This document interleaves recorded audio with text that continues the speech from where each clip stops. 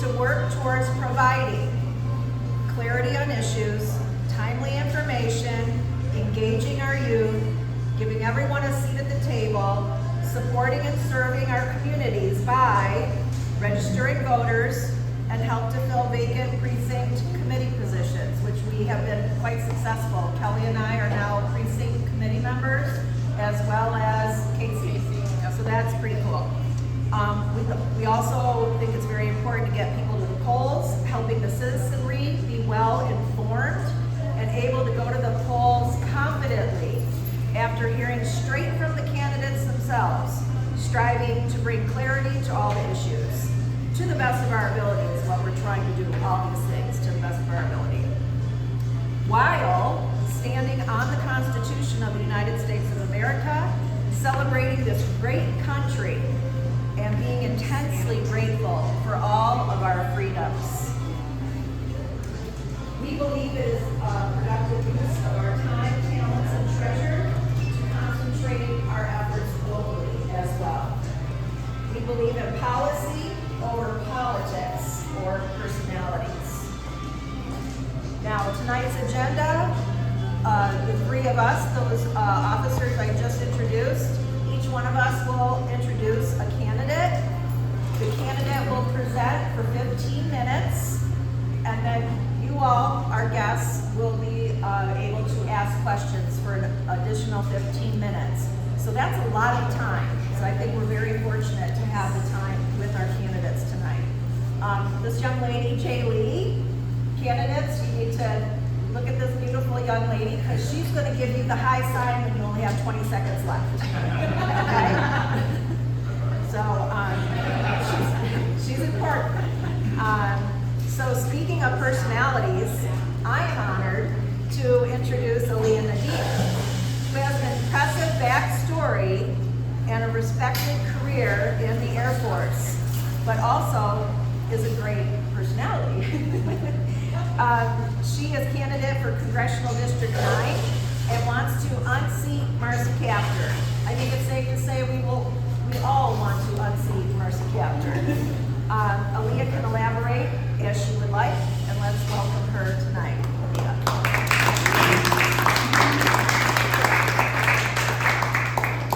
Thank you, Denise. You're welcome. Man, so I think there's like 10 candidates now in the 9th congressional race. Just kidding, there's only 5. But who's counting? So you're probably wondering, why is there so many candidates in this race? Has anyone thought about that? Or are you just like, we all just wanted to, Denise, you thought, like, why is there so many candidates? I think there's a couple reasons. I think we saw how close it came.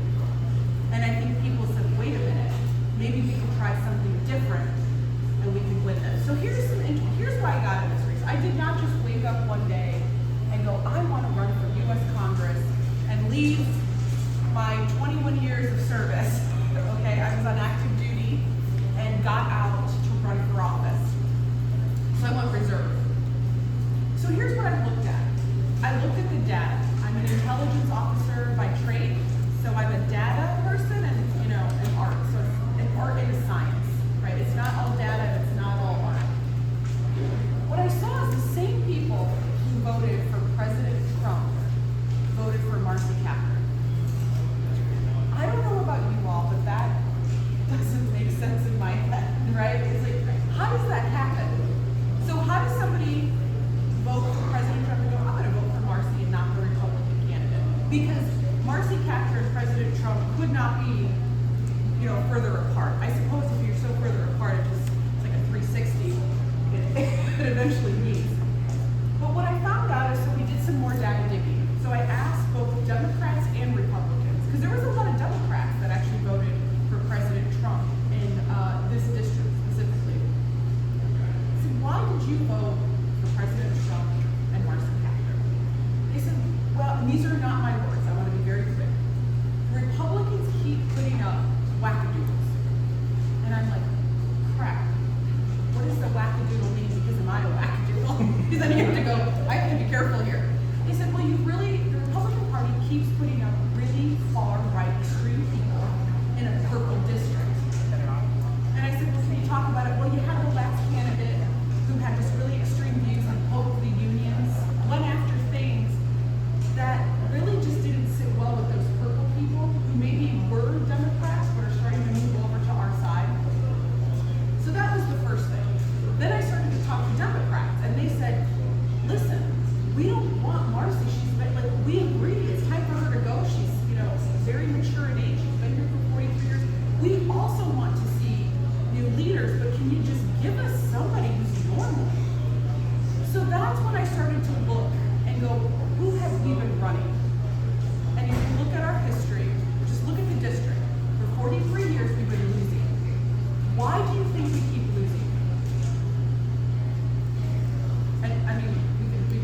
Anybody think why we keep losing?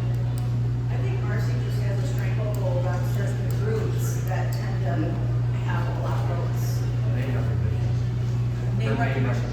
So yes, so she has a stronghold. Here's what I mean, generational. So for example, Marcy Kaptur's been in office since 1983. I was born in '84. So like my mom loves Marcy Kaptur. Okay, I mean there's a generation of folks who she's helped. When I go door knocking, people are like, but she helped my family because her constituent services. But I'm like, but do you know she voted for this, this, and that? And they go, what? And I'm like, yeah. Well, she's really good at constituent services. So I said, what if you could have someone who's really good at constituent services, but also good at good vote? And so they're like, I never thought about it that way. So that's number one. Two, her name ID. I mean, everyone knows who Marcy Kaptur is, right? She has this huge generational thing. So how do you unseat somebody who's really entrenched? Any ideas how you seat somebody? Because I looked at all the data. This rate, she's gonna die of old age. He said she's gonna die of old age. You know what, if we don't win it this time, I think you're right. I think that. But why, how do you unseat somebody who's entrenched? Expose their voting record. That is one thing you have to do. Yes, you have to expose their voting record. There's something else. We're gonna say something? No, I'm just, we're hard, can't hear. I'm sorry, I'll use my military voice. Yes, yes. Okay, so I looked at a lot of data. How do you see entrenched incumbents like Senator Brown? How do you unseat the establishment? It's actually outsiders. So here's what the data shows. If you want to flip a seat with an entrenched incumbent, you need an outsider. Politician against politician does not work. So look at the ultimate win. Senator Brown, entrenched, who beat him? Senator Marino, outsider. Look at President Trump, the ultimate outsider. Okay, J.D. Vance, outsider. When J.D. Vance first came here and was running, people said, you're not it. We have other politicians here who've been here, get in line. Trust me, I hear, you know what I hear all the time? Alea, you've never ran for office. I'm like, thank God. Thank God I've never ran for office. So what I'm telling you is, I need you to think big. How do we unseat something? We've been doing the same thing for 43 years. It's insanity. We've redistricted on her. It's gonna be the third time now. And she still overperforms. So you have to be able to get people to move over. I come from a union household. My mother was an electrician. My sister's a union electrician. I'm not going to fight with the unions. I do have limits with the union, like the teachers union. There's some things I just can't get on board with the unions. I don't have a record she can expose. So not too long ago, I was at a debate. I was lucky enough to sit between Josh Williams and Derek Barron. And you know what all they did is? They just attacked each other on their records from Columbus to say who's the most conservative. And what I said is, you're just giving Marcy her next ads. We have to speak moderately and vote conservatively. We cannot be these scary Republicans. When I go into rooms with the unions, they're like, we thought you were going to be a crazy Republican. I said, we're normal. What are you talking about? We're good. What do you value? So I go back to the basics. What do you value? You know, that's what our party values. You want American made, you want a good paying job? That's what we want. So you have to bring people together, and unfortunately, if you have a record from Columbus, you're going to expose it. It's nothing against them. I want to say this, they're phenomenal people. There's nothing wrong with them. It's a really difficult with Marcy Kaptur because she's entrenched. So what I'm asking you to do is just think a little bit differently. If you really want to do something different and give it a shot, I can help you out with that, something different. And so I'm going to kind of stop there and let you guys ask me some questions. My story, has anybody the first time you're meeting me? First time, okay. So in here, I don't want to take up too much time. This is my story about how I got to where I got. And I'll summarize it in like 2 sentences. I was kidnapped to Iraq, lived under a dictatorship, got rescued by the FBI, and I was called to service after 9/11. And this country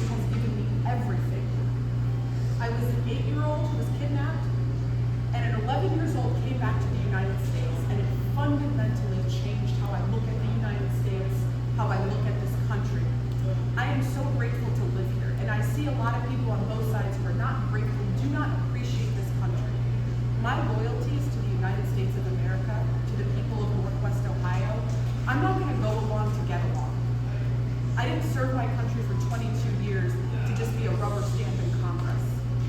My job is to protect this country, and that's what I really plan to do. So I'm going to pause there for some questions, because you can read about my story without having to go into it. Anyone questions? Maybe work with Mark Ludwig at the federal level on shared parenting. How do you feel about 50-50 standard presumption of custody? The kids are saying that both parents are doing, what I mean? They're both close to kids, they will take care of the kids, but you think the presumption is standard? So I don't know. That's on the federal level. Are you talking the federal level? Well, he's working on Title V, a lot of other things, but he's also working for shared parenting.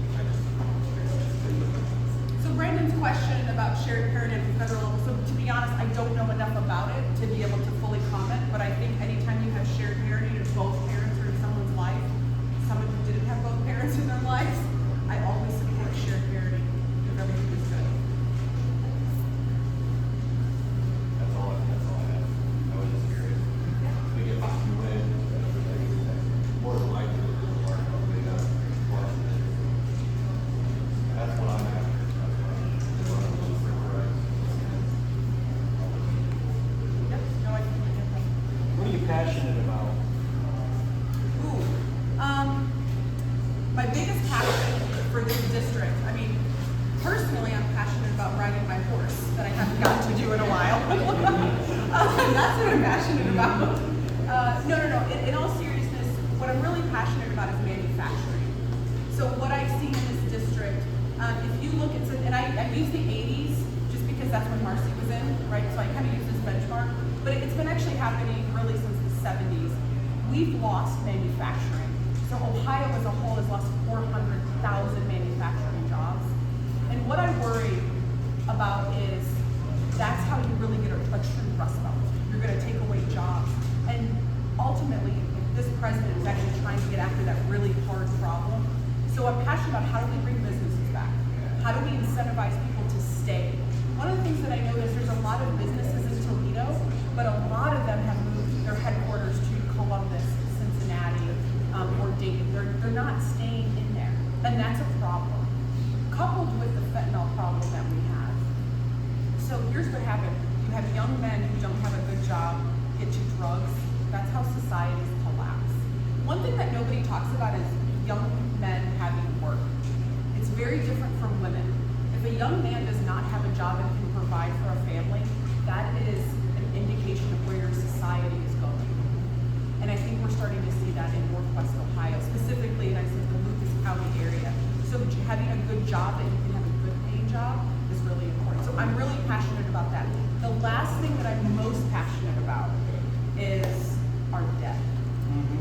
Our debt hit $38 trillion last month. That's, let me repeat it, 38 trillion with a T, not a B, a T. So our country, it's not if, it's going to collapse. We are not going to have a country. This is, if you looked at the history of Rome, this is how Rome collapsed.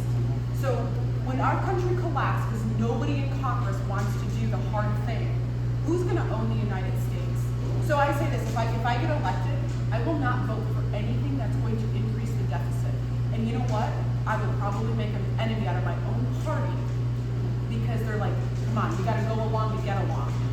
That's the problem in Congress. I'm not running to go there and to go along to get along. I'm going there because we have to save this country.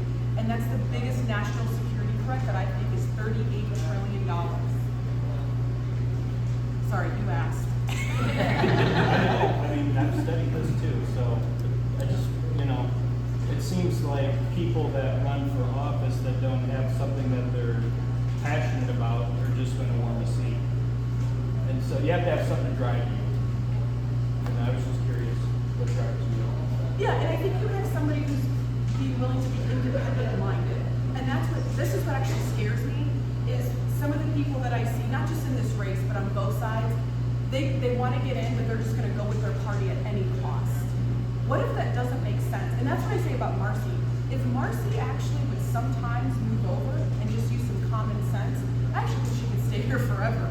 But she's voted for things too, like the Green New Deal. How do you vote for the Green New Deal? That of jobs. And so we need somebody to think like, okay, how does this affect actually my district? And I see that on both sides. So I'm tired. I'm at my end with it. And so instead of talking about it, I'm trying to do something.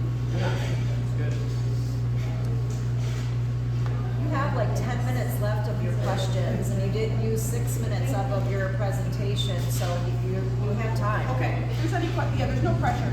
I just think people don't know how to work it, that's the problem. How to They work? want to work. Oh, That's the yeah. problem. So I here's, think a lot. here's the thing, and I think what we saw during COVID, so she said people don't want to work anymore. That is a real issue. So during COVID, what we did is I think we pumped $3 billion into the economy, and that's when we saw people just getting on welfare systems and not actually working. But not only do we not have people working, what about customer service? Right? So, There's no customer service. and there is no, if you want to be a business owner, can have a good product and good customer service, I think you'd be like a millionaire. So I went, when I was in the military, I traveled to Singapore, and the customer service was unbelievable. I just was amazed. When I go overseas, it's the best customer service. You come to America, as soon as you get home, you can like go through the TSA line. You can see the customer service. We just don't have a mindset of customer service and working hard anymore. Yes, What do you attribute that to? customer service or just The lack thereof and the lack of drive in people to even want to work anymore. What do you attribute that to? okay, you may not like this answer to me. Lay it on me. Here's the first thing. I think so my parents' generation is in the 60s. I'm 42, by the way, so my parents are in their 60s. When I was going to high school, I saw some of those kids who I went to high school with. Their parents did everything like for them. And part of it is they wanted them to have a better life than they did. Well, guess what? A lot of my friends who got everything handed to them, they really struggled with real life with them. I was working 2 jobs, worked as a bagger at Food Town and babysat. So when life hit me, I already kind of had those mechanisms. So I think also it starts with the family and also having 2 parents. So I did not have a 2-parent household, and I think that makes a difference of how you're going to raise your kids to work. If your kids have never worked and they're 16 years old, that's going to be a problem. The second thing is we don't have any loyalty to our work anymore. I mean, the fact that I've been in the Air Force for 22 years, that's unheard of. People will go wherever they go. They're not loyal like they were in our at least when I was growing up, it was somewhat of loyalty, but our parents' generation, people have no loyalty to their work anymore. And it's just the highest bidder. And I would say I didn't get paid a lot in the military, but the ethics, the values were far superior than any team I've ever been on. And so I don't think we teach enough values in the workplace. One workplace I really like, by the way, is Chick-fil-A. So, and I'm not just saying that because like I know they have, yeah, but think about how friendly they are. Think about the environment there. I actually had, when I worked at the Senate, I had Chick-fil-A come out and teach us some of their customer service principles because I supervised government civilians who really needed some help. And they really talked about their values, not Christian values, right? They came and said, we value hard work because of X, Y, and Z. They taught them. A lot of companies, they don't have values associated. Okay. Yes, ma'am. Recently on the news, Lucas County schools are doing some big reorganization by closing some of the schools down. Correct. Things like that. I'm hoping, from what I heard, is some of the schools will be kind of like a vocational type of school education for the students, so they can have a job when they get out of school. What is your opinion of some of the changes that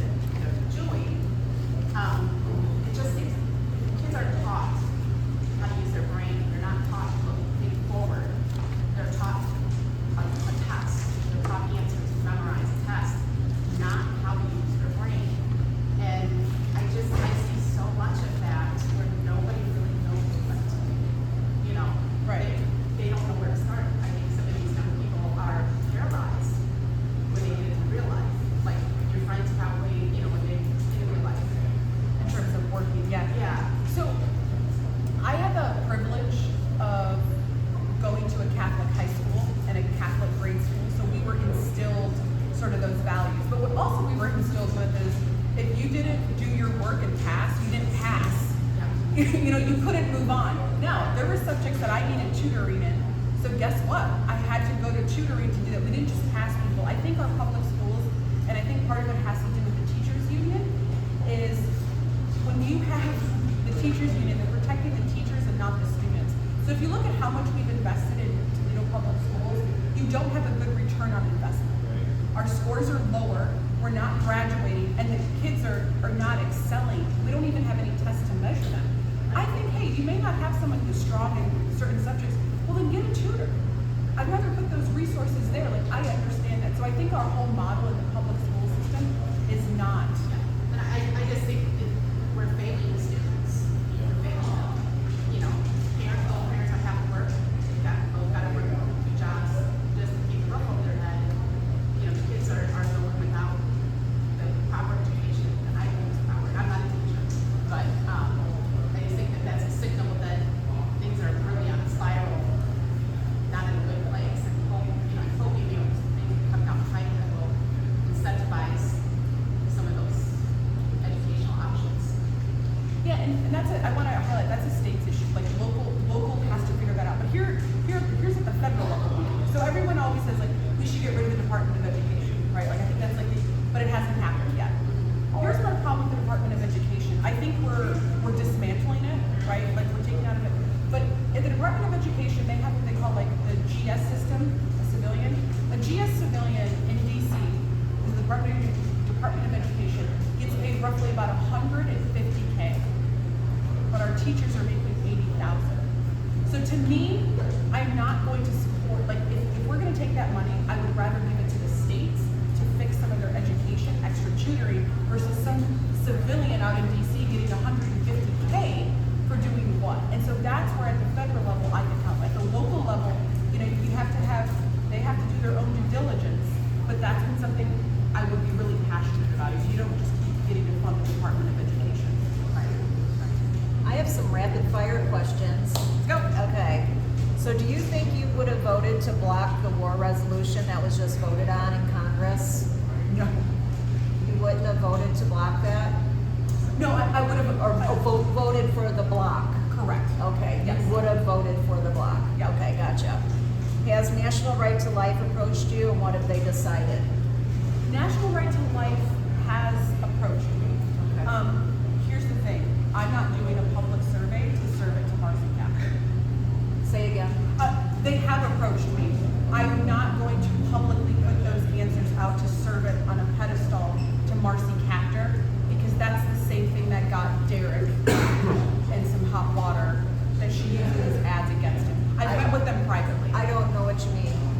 So one of the hot topics that the Democrats always use is abortion.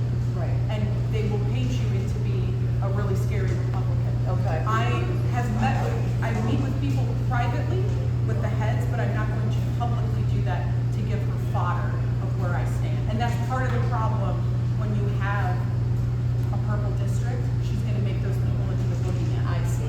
Okay. It's a strategic move. I understand.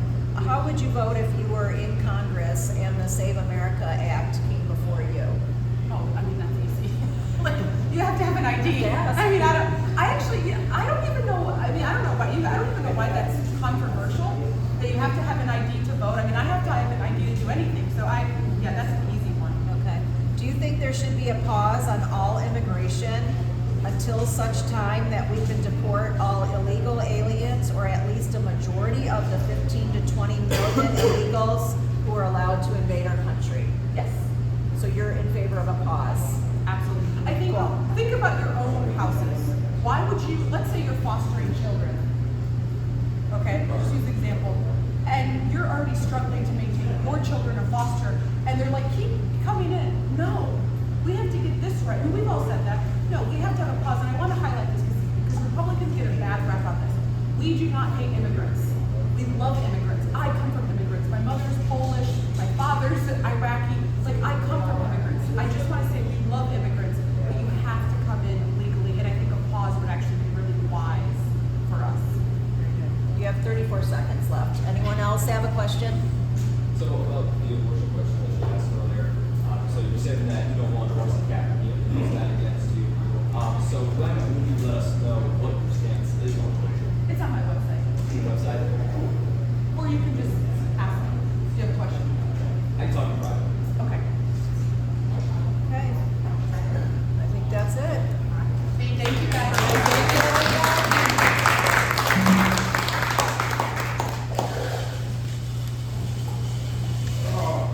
So, next speaker is Brandon Moskwa. I pronounced that right? Sure is. Awesome. Oh, I've gotten to talk to him a few times. He's a really great person, great dad. At least he seems like it when I talk. But, anyways, Brandon.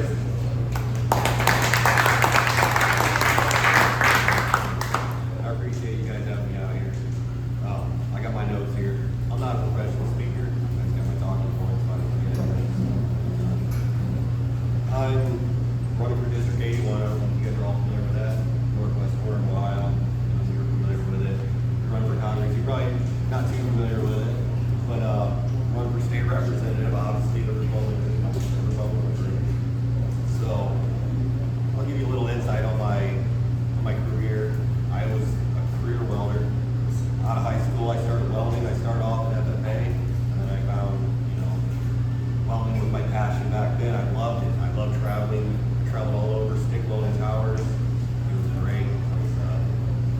And then I'm trying to keep it short. There's a lot in between, but kids come along. That's my daughter Jaylee right there. One of them. I have 2 daughters, and then I applied and got hired at Newport Steel. I spent 6 years there. Great place to work. I learned a lot. Are you guys familiar with the steel plant in Lipscomb? No, I'm not familiar. We built that building. So I had part in that. We have blown some of that together. Pretty exciting stuff if you're in welding. But the main reason that I'm running for the district, I want the families are hurting right now. Everything is high. Our electric bills are crazy. My electric bill last week, I have a screenshot of it. Nobody believes it. $618. And I have natural gas heating. $618. And my gas bill is $200 on top of that. So my house payment is $900 a month. Just to put that into perspective, it's insane. I think we need to bring in some kind of nuclear power. We need to make power cheaper. I know everybody's against solar. That helps. I'm not familiar with solar too much, but I'd like to see some new nuclear plants come in. That's on my pay grade. That's what I would like to remove the red tape there and allow some of those guys to come in. I don't want to get too far off topic, but the one thing that really got me started here was parental rights. And let me put a disclaimer on this. It's nothing against women whatsoever. It's just the way that Ohio works. Parental rights, they affect men pretty poorly in Ohio. And if you're an unmarried father in Ohio, is anybody here aware that you have 0 rights to your children in Ohio if you're not married? 0. You basically, you have to hire a lawyer and whatnot. You are basically purchasing from the state the rights to be a father. It's not fair. And in divorce, that's a whole other subject. When it comes to parenting, this is the biggest thing I'm passionate about. This is why I'm going to Washington, D.C. Whoever wins the primary, you guys can all come. You're all invited. Mark Lundwig, he's leading the way. Sorry, I'm getting a little off topic. But if you get divorced, you don't automatically go to 50-50. It's not the 70s anymore. I think we need to get to a modern, equality is really hitting hard in a lot of different places. I think equality should be parenting. If you ever have kids, you don't get married, you're going to be in the courtroom. I know you know Karen. I don't know her personally, but she seems to do pretty well. Give most men their parenting rights. But you shouldn't have to pay $10,000 or $20,000 to be an dad. You should just be automatically within reason. Child abuse is an exception, but that's the majority of the population. They just want to be a dad. But I don't think I should have to hire a lawyer and go get a state to do that. But anyways, let me move on. What's the next big topic?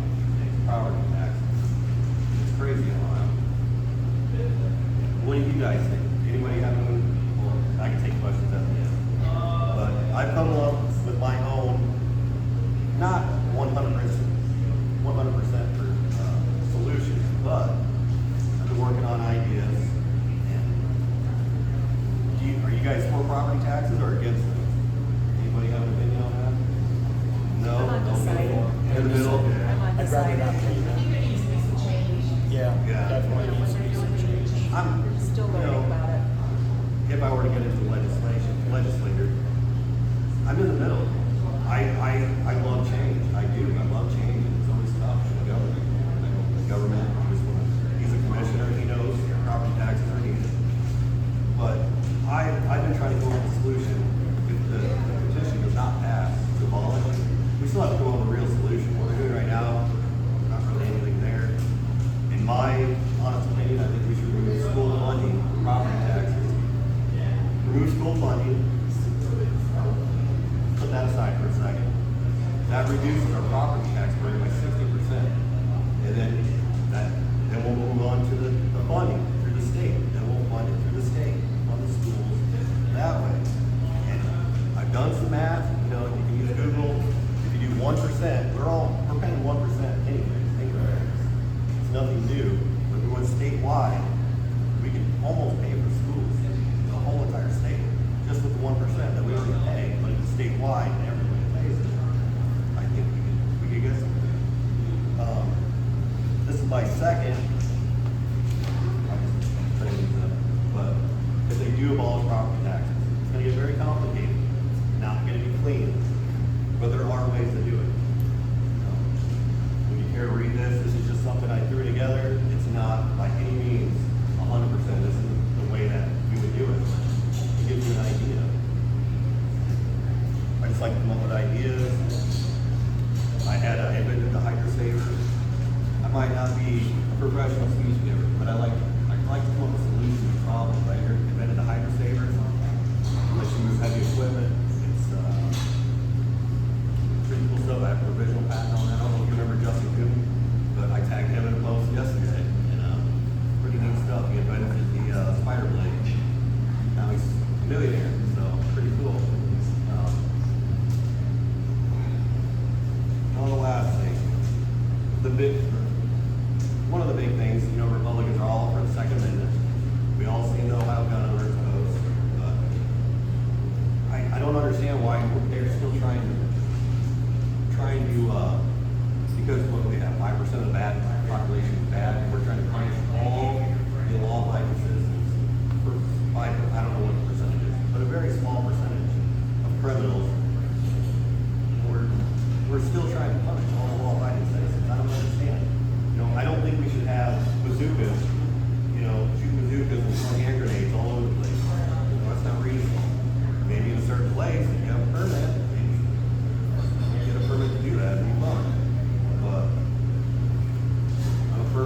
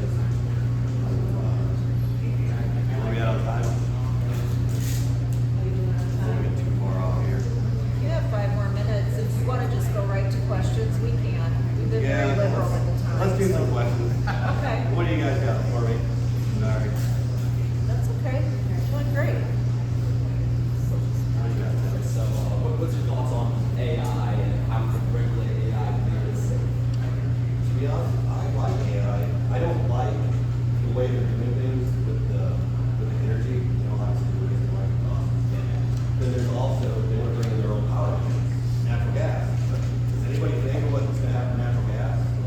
If they just put that up to 12 giant generators, natural gas is going to go sky high. So are they going to pump it out of the ground? I'm not sure. Anybody have any idea? What was the question? What do I think about AI? Yeah. I think we need AI. How many data centers do we need?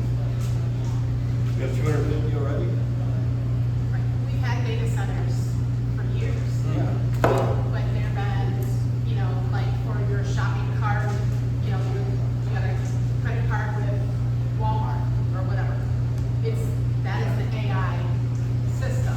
So we've had that for years. What I've been learning though is that this is gonna be uber data. And they're gonna know everything. They'll know exactly what you spend every dime you have. Sure will. And they'll follow you. And my personal opinion, that's just too much, way too much. Let China do their own thing. We don't need to be all of our information in one spot for China to come in and, because there's only gonna be a handful of people that can work in those positions. I think I was told there's maybe 70 in one of those big buildings, people, and they are very highly educated people that have to go to school where we don't have any of those people here now. So they're gonna import them probably from China, probably from wherever, you know, wherever. Oh, I can't go. Maybe that's just not, you know, that's not helping any of us, and then we're gonna be the ones that are cited. I think as the states start to reel it in, you know, I think we need AI, but we don't need so much. We don't need 700 in Ohio. You know, I think it's fine now. But I The think, amount, you yeah, the know, amount of resources that it takes.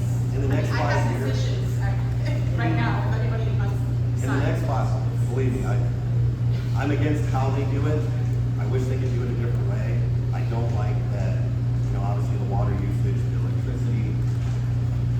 Once they figured out the energy, and then maybe, you know, technology moves so fast, I think the state's doing a good thing. They're pulling it back. Townships, I've been at arts meetings, they're starting to pull back on these guys. So we need to tame it down a bit. Get a little bit like the solar fields. Where we got the one pay at. I think that pays for the school funding though, $400,000 a year. I think they sell the electricity and then they don't money to school. So I don't know every detail on it, but I know everybody's against the giant solar fields. They're ugly. The one in Fayette, at least that thing's out there in the middle of nowhere. The one about Hilliard, they just not put it on State Route 15. Just my opinion. Come on, guys, let's just put it out somewhere where nobody's gonna see it. We are gonna build it. But yeah. Brandon, have you heard of the 3 C's? The 3 C's in relation to data centers and AI? One is copyright, like these are the 3 C's that we want guardrails and protections around. And one of them is copyright, children, and I can't think of the third one. Does anyone here know the third one? Have you heard that? Does this have to do with I heard there was some child pornography with people putting images. Well, that would fall under, you know, protecting children in regards to AI. Yeah, they definitely. So it's copyright, children, and then there's one more, and I can't think of the third one. I was hoping you knew it. I don't know that one. Okay. Sorry. Because obviously copyright would be infringed upon or could be with AI, you know, people's artwork, people's music. Their very self, you know, could be robbed, right? In my opinion, I don't think we need any more. I think we have enough for now. They can figure technology 5 years from now. We're gonna have all these giant buildings sitting around because they've advanced so fast. Because of AI, they've used AI to advance it. I don't know much about it. So Well, the argument too is that when they're building these places, that we need skilled trades to build them. And we got, bam, a whole bunch of jobs. Well, once they're built, then what? You know, those skilled tradesmen did good, great, and I'm happy for that. But then what? then once the building's done, there's I don't know. 50 people in I was doing it. Gary Click just put together a group, and I can't remember what it's called. They're supposed to, I'm sure you probably know what it is. They're putting together a group to monitor AI. C4RD is what they call it, yes. I've been really going hard on the parental rights thing with Mark Ludwig, so I haven't been paying attention to everything. Sorry, I didn't know that there was. It's okay. I'll look into it and I'll talk to her on Saturday a little more if she's there. And Brian. What's going on in Bryan? 25th. There's What's another going on? meeting. It's a, what'd you end up calling it? Is it We the People Rally?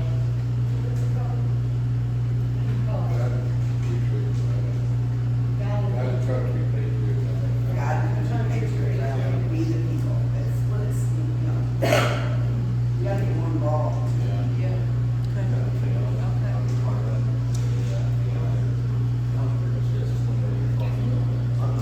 I'm not real familiar with the way everything works. I don't, with my electric bill being so high, I don't my gas bill up too. Unless they're gonna put some natural gas bills. That could be wrong.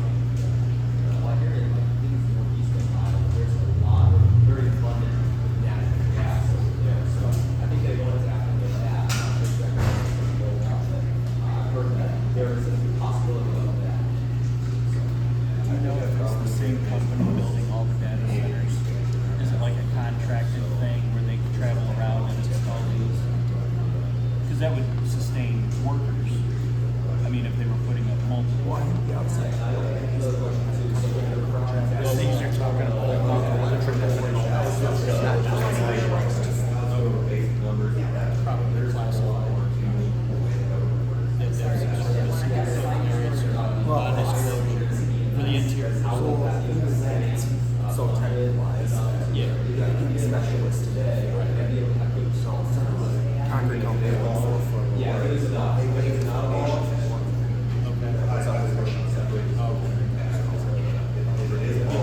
What's the question over there?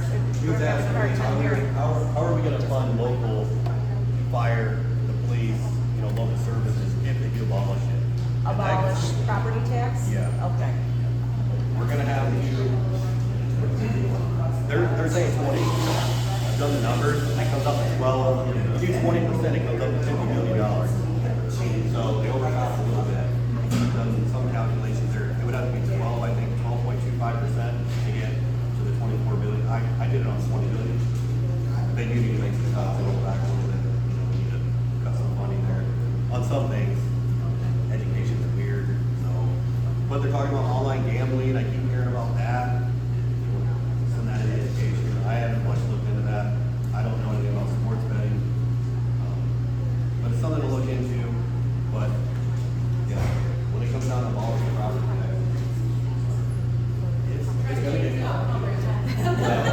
it's gonna be iffy on funding this. We're gonna have to up a couple things. We're gonna have to up probably 2% on the income tax, which I know talked to Jim Boots. And we'll get together. We've been working on getting rid of it. I know I'm talking about if they abolish it, because the state has no say so.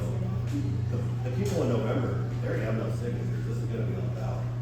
So if they do abolish it, you know, it is our job, the legislators. If I get into office, it's gonna be our job to come up with a solution here. I don't have I don't have a solution for everything, but I've been working on my own solution. I know it's not a solution that will cure every problem in the government. I can talk to you private, I can text you and call me, and I can talk about it more. I like to come up with solutions to problems. That's how I got into the inventions. I'm by no means a politician. I'm trying to do the best I can for all the people in this district. I'm very, very extremely passionate. I think the government needs to be knocked down a little bit.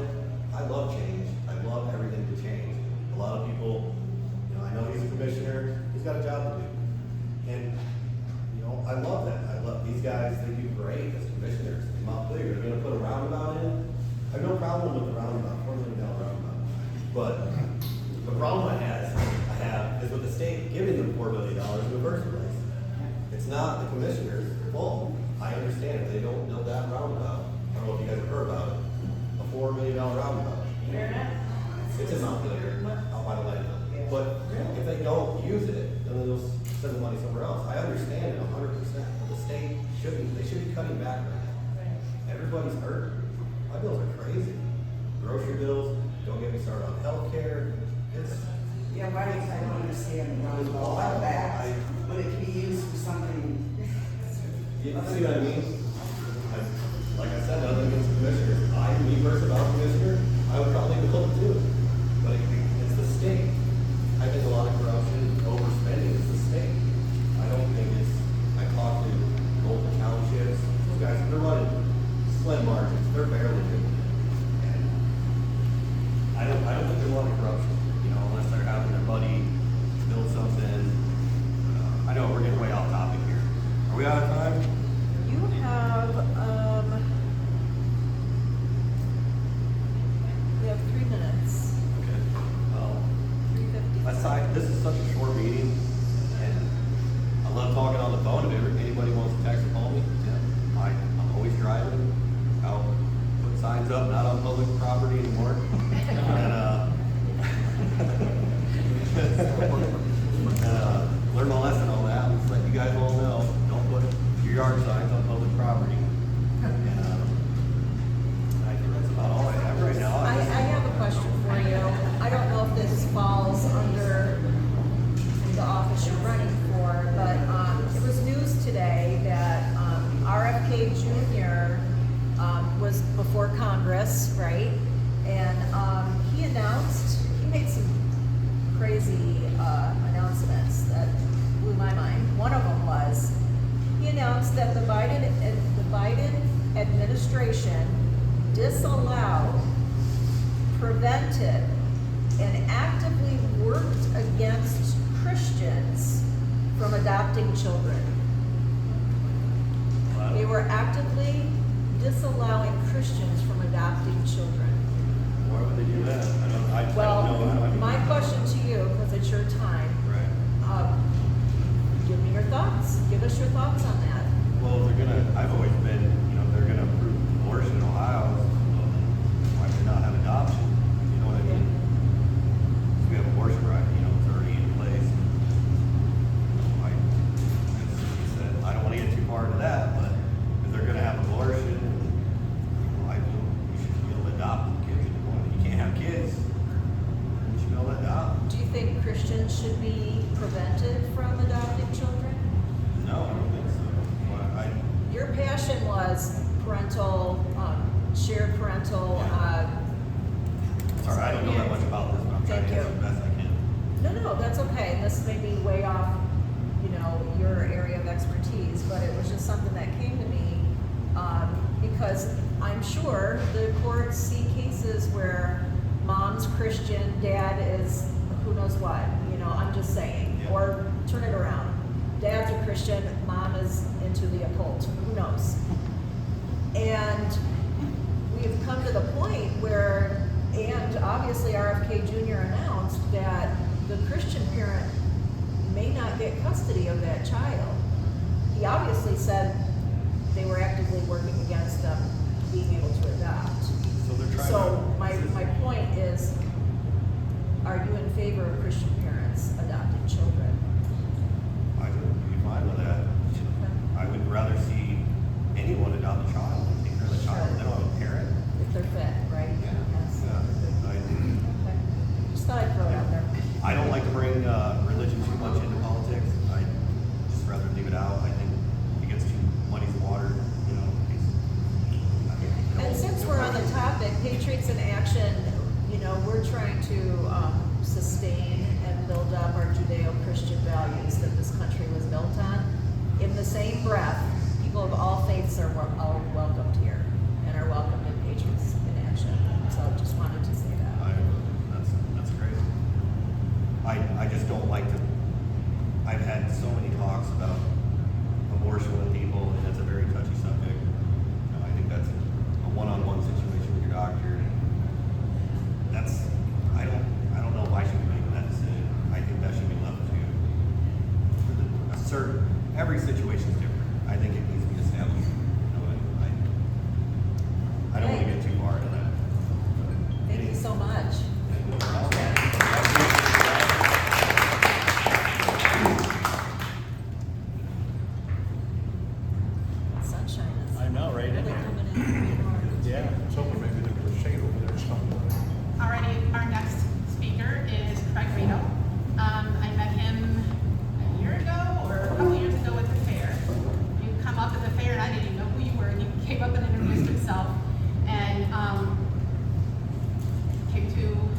first meetings, I think it was, we've had. And he's been a very good, strong friend to our group. And his campaign is like a lot of you guys' campaigns. The thing that I'm hearing here is, we're not talking to career politicians. We're talking about real people who have real lives, who live real lives. So I just very much appreciate that. I personally think we have too many career politicians. And I think by getting new people in, new blood, we're gonna maybe be able to advance, like you said, have changes, but not until we get new blood in. So, this is Craig Riedel. He's running for our state senate. So,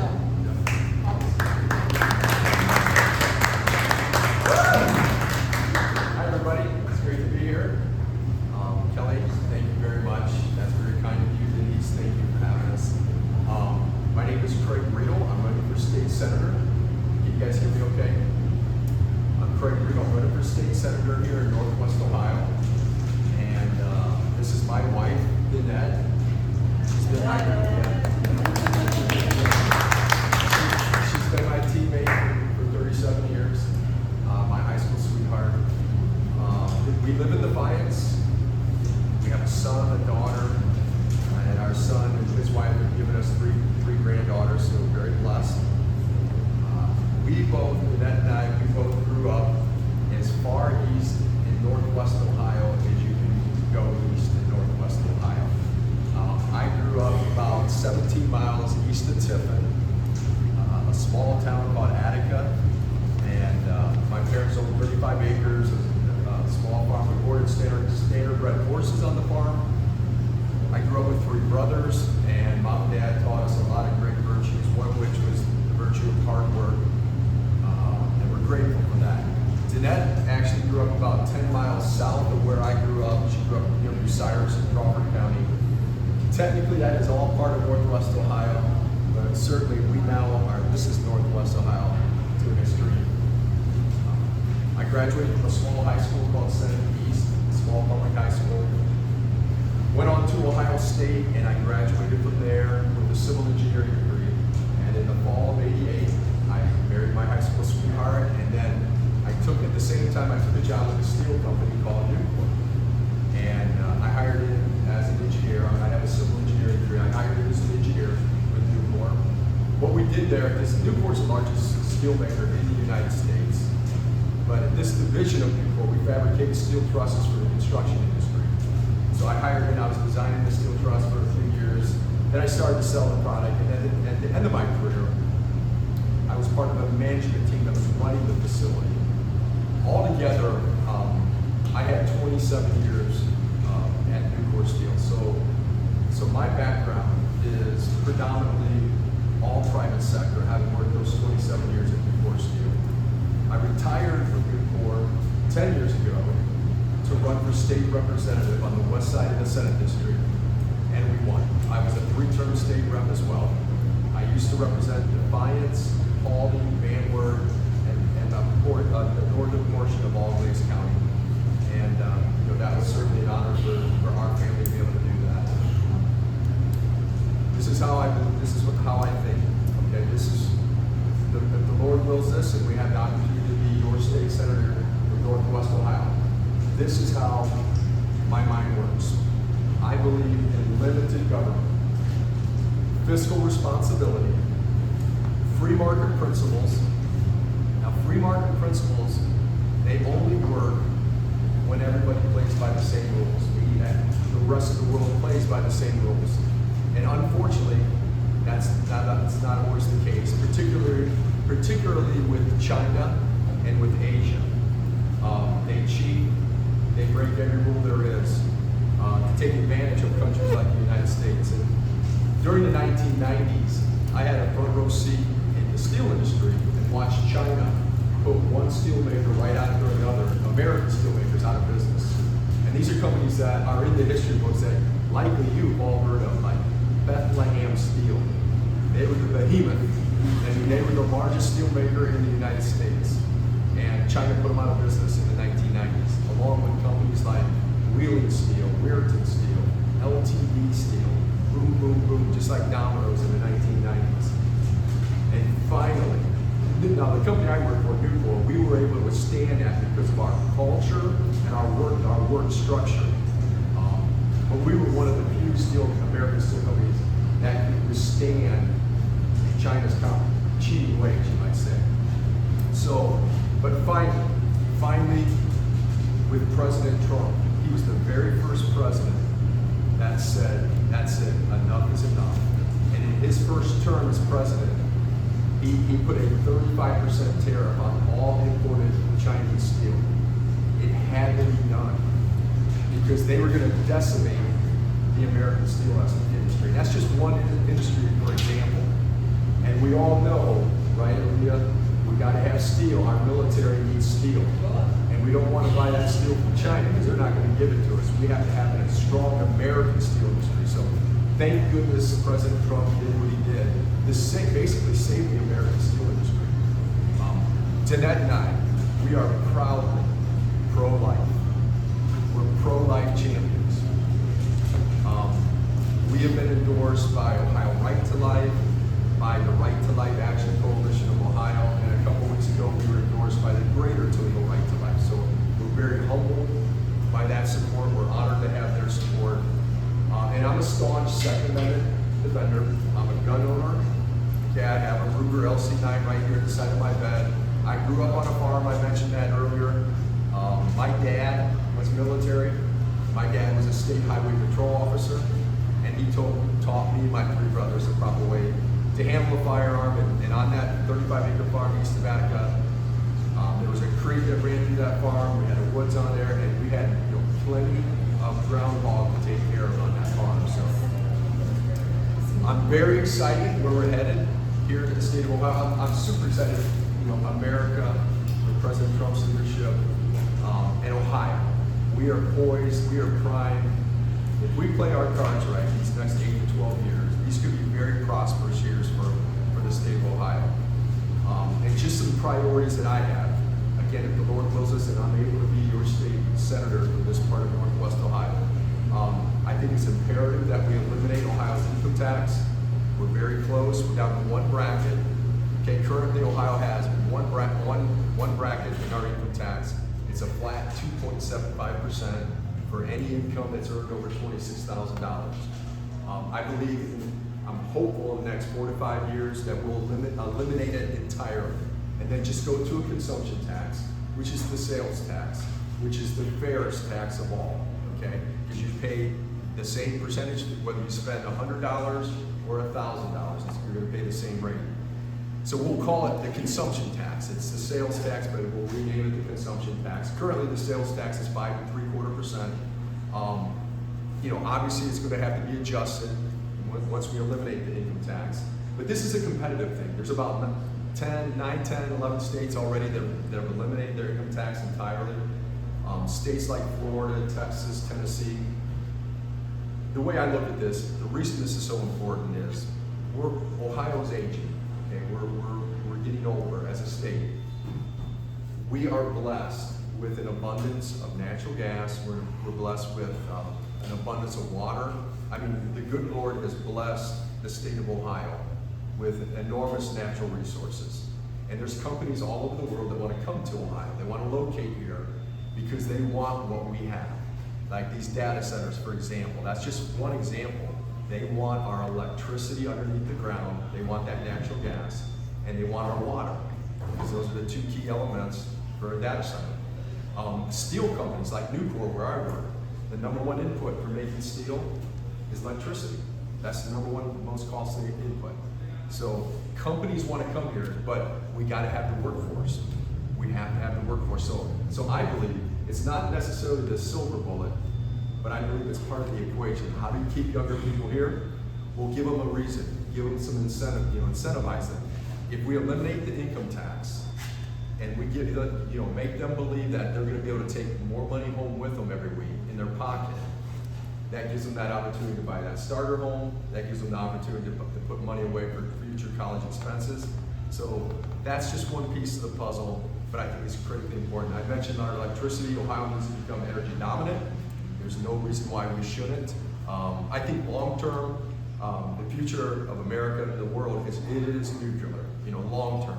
But in the interim period of time, we've got over 200 years of natural gas in this part of the United States. We're the Saudi Arabia of the world when it comes to natural gas. We need to take advantage of that. We absolutely need to take advantage of that.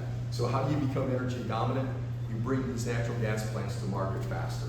So where I can play into that is we got to look at our regulations and eliminate the ones that are burdensome. And we need to also make our costs, our tax structure, incentivize these companies to want to come here.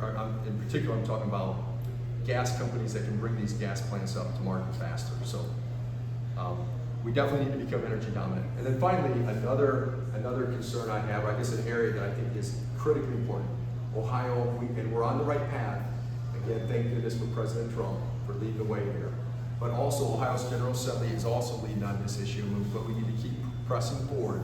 Is Ohio? We definitely need to abolish and eliminate all diversity, equity, and inclusion. It has no place in our culture. Okay, it's not what made the United States the greatest country in the world. Okay, what made the United States unique to the rest of the world in our culture? It's meritocracy. Meritocracy. It is 180 degrees from diversity, equity, and inclusion. The reason the Europeans flooded into the United States in the 1800s is because they wanted to live the American dream. Because there was no French dream, Spanish dream. That didn't exist. Your last name in Europe, that dictated what you're going to do for the rest of your life. Your last name did. They knew that they came to America, they had an opportunity to live the American dream.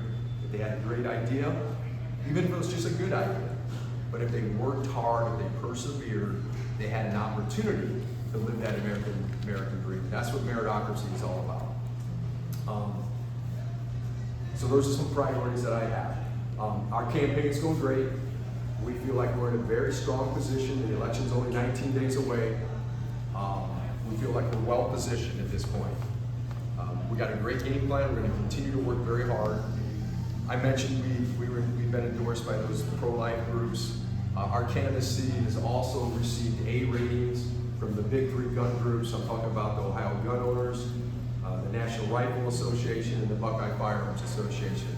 They've all rated our candidacy with an A. We're proud of that. We've been endorsed by a Christian group called Ohio Value Voters. They support candidates who they believe will be faithful to the gospel. We've been endorsed by Americans for Prosperity. Very proud of that. We've also been endorsed by the Associated Builders and Contractors of Ohio, which is an association of general contractors throughout the state. They like my construction background. It's a natural fit with them. We've been endorsed by, and I'm very proud of this. So currently, and this is the seat that we're running to replace, Rob McCulley, right? Everybody knows Rob McCulley, right? He's our senator right here at the moment. And because of term limits, he has to vacate the seat. Oh, no, I'm just taking notes. Are you sure? Yeah. Okay. All right. Because if you were, I'd ask permission, right? Oh, yeah, I was gonna report out that, yeah. Yeah, naturally. That's the right thing to do, right? Okay. Thank you. Craig, did you know we're taping you though? That's fine. I Okay, knew that. all right, I saw that. okay. Okay. Yeah. So I'm very. We feel like we're very well positioned. All right. So I mentioned these groups that have supported us. Rob McCulley, back to Rob. So Rob, he's terming out of this seat at the end of this year. He's currently the president of the Ohio Senate. Okay. The next president of the Ohio Senate is Bill Riedel. Okay, it's a done deal. It's been determined. All right, it's already been settled. Bill Riedel from Tiffin. He's from Tiffin. He'll be the president of the Ohio Senate in the years 2027 and 2028. And then his leadership team, which is going to include Teresa Gavarone from Bowling Green and George Lang from Cincinnati, all three of them have endorsed our candidacy. So we're very proud of that. We're honored to have their support. I think that speaks volumes. They want us to come and represent this part of Northwest Ohio. So we're very proud of that. So I mentioned that the election is just 19 days away. How we're going to run this campaign, okay, to the finish line is we're going to contrast, and before I go any further, I want to say this. So my opponent in this race, as most of you know, is Jim Moose. Okay, he's a state representative from Napoleon. Jim is a good person. Okay, I want to just get that right out there. Jim is a good person. But we're going to contrast our voting records. Okay, we're going to contrast our voting records, and I'm very, very proud of my voting record. In my 3 terms as a state representative, I'm very proud of my voting record. My opponent, though, has taken some very, very bad votes in his career. Okay, so some of the things we're going to contrast is taxes. My opponent voted for the commercial activity tax 21 years ago in 2005. The cat tax is the worst tax Ohio ever created. Okay, it's a 0.26% tax on a business's gross receipts. So even if that business loses money for the year, they still have to pay that tax.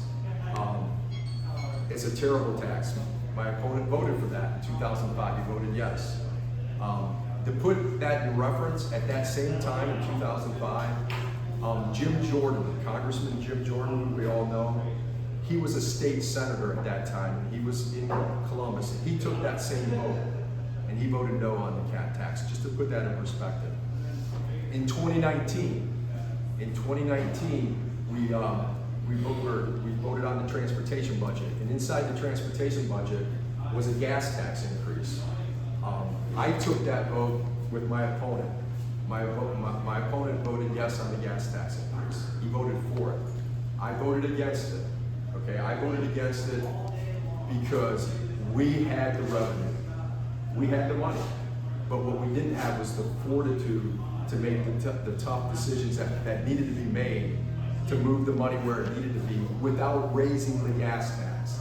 Okay, and again, to put that in reference, Senator Ron McCulley also voted no on the gas tax, like I did. Okay, so we're going to contrast. My opponent has a proven record of raising their taxes. Okay, House Bill 6. I don't know if you're all familiar with that, but that's the corrupt bill that put the Speaker of the House in 2019 in prison. His name is Larry Housman.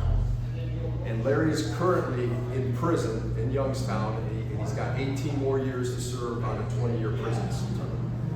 He was the Speaker of the House in 2019 when the General Assembly passed House Bill 6. House Bill 6 was the corrupt bill that First Energy, they schemed a plan with Speaker Householder to basically rob us, the ratepayers in Ohio, $1.3 billion. $1.3 billion. And they almost pulled it off until the FBI got involved. Okay? But there was a plan. First Energy sent $60 million to a super PAC. Householder used that money to elect state representatives throughout the state. Those state representatives had to swear allegiance to the Speaker Householder because he was paying for their campaign. They had to do 2 things. They had to, number 1, they had to vote for him to be Speaker, and number 2, they had to vote yes on House Bill 6. And it ended up passing. Thank goodness the FBI got involved. I voted no on House Bill 6. I was one of just a handful of Republicans that had the courage to vote no. I voted no because at that time, I did not know anything that was going on behind the scenes with First Energy. Nobody was really aware, and no one was aware of the corruption that was involved until later. But I voted no because of my business background. I knew that I was convinced that there were wealthy investors somewhere waiting for the right moment in time to come in and swoop up those 2 nuclear power plants, Davis, Bessie, and Perry, just waiting for the right time to swoop in and buy those 2 new plants for pennies on the dollar and put new technology in there and start printing money. That's how the business world works. That's how the steel industry works. So I voted no for that reason. My opponent voted yes. Okay. Now, Jim had nothing to do with the corruption, nothing at all, okay? But Jim has a tendency to vote the way leadership tells him to vote, okay? Rob McCulley, by the way, to his credit, also voted no on House Bill 6. I knew when I hit that red button, I knew when I voted no, that there'd be repercussions from the Speaker. And he did penalize me for a couple of years, but you know what? I'm here with you all tonight, having this conversation, and he's in Youngstown looking at a wall for 18 more years. So that's a vote I'm very proud of. Then finally, and this is, I know a lot of folks wanted some some detail on this vote here. Probably Jim's worst vote. It's the most massive error in judgment that he took was when he voted in. This happened on June 24th of 2021. We were debating, this is the last day before summer session. Okay, June 24th of 2021. We're about ready to go on summer break, and when we go on summer break, that means it's about a 3-month recess. We come back maybe mid to late September. So it was the last day, and that last day turns into a marathon of a day. We're usually there till 4 or 5 o'clock in the morning, trying to finish stuff up. And it was late in the evening, we were debating Senate Bill 187 on the House floor. Okay, so Senate Bill 187, it was late in the evening. What Senate Bill 187 was, it was a name, image, and likeness bill. This would give college athletes the legal right to make money off their name, image, and likeness. And during the debate, a state representative from the Dayton area, from Arcanum, her name is Jenna Powell, a very courageous Christian woman. She stood during debate and made an offer to amend the bill. Okay, and her amendment would make it unlawful for men to compete against women in sports in Ohio. Pretty black and white. That's exactly what her amendment would do. We had never voted on this issue on the House floor. This was the very first time we ever took a vote on this matter. And it's specifically, I'm talking on law that would make it unlawful for men to compete against girls and women in sports in Ohio.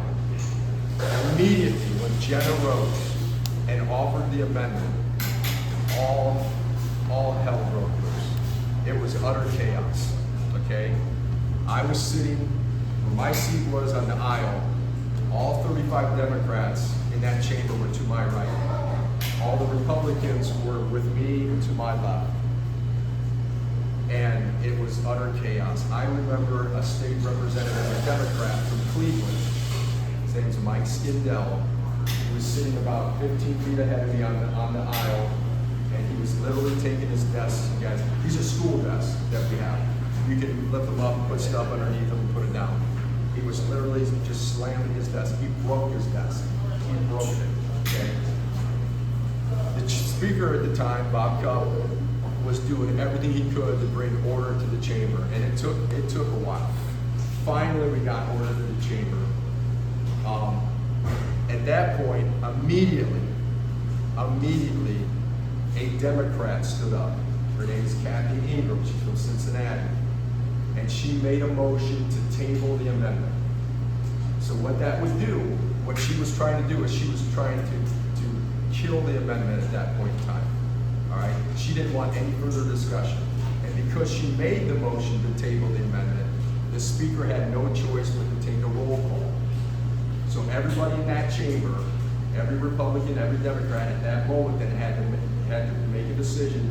Are we going to table this amendment or are we going to go forward with it? Okay.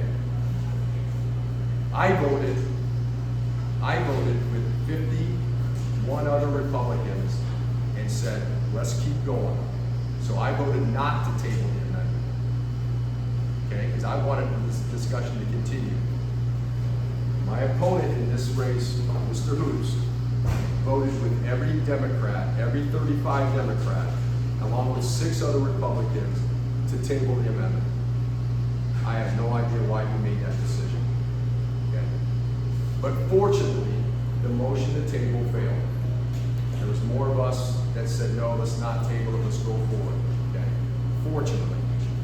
So the debate went on, and maybe 45 minutes to an hour later, we finally, there's arguing back and forth, finally, we get to the point now we're gonna vote on the amendment. Should the amendment to make it unlawful for men to compete against girls in sports in Ohio, should it be added to the name, image, and likeness bill? Should we accept it? So we all voted, okay? I voted yes, add the amendment to the bill. It's wrong for men to compete against girls in sports in Ohio. My opponent, a second time, voted no. He voted against the amendment. He voted with every Democrat, and this time, 4 other Republicans voted with the Democrats as well. Fortunately, we had 54 votes to the 40, so the amendment was accepted.